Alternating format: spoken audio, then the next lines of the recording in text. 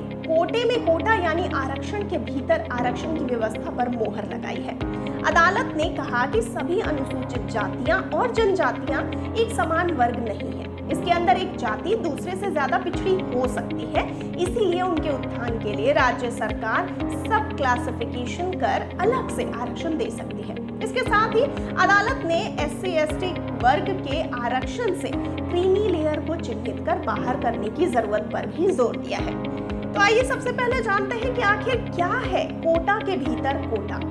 कोटा के भीतर कोटा का अर्थ है आरक्षण के पहले से आवंटित प्रतिशत के भीतर एक अलग आरक्षण का प्रावधान लागू करना। यह मुख्य तौर पर यह तय करने के लिए किया जाता है कि आरक्षण का लाभ समाज के सबसे पिछड़े और जरूरतमंद समूहों तक पहुंचे जो इससे वंचित रह जाते हैं। इसका उद्देश्य आरक्षण के बड़े समूह के अंदर छोटे कमजोर वर्गों का आधार सुनिश्चित करना है ताकि वे भी आरक्षण का फायदा उठा सकें।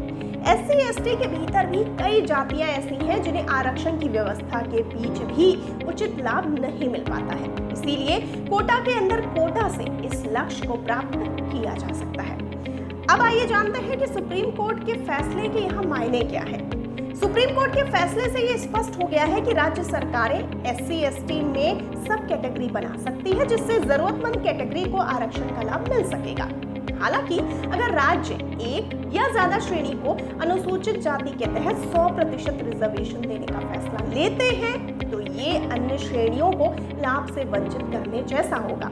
इस फैसले से ये स्पष्ट है कि इसे लागू करने के लिए सरकार के पास जातियों का डेटा होना चाहिए जो कि जमीनी सर्वे के आधार पर एकत्र किया जाना चाहिए। इसी आधार पर कोटे में कोटा वाली जाति का निर्धारण किया जाना चाहिए।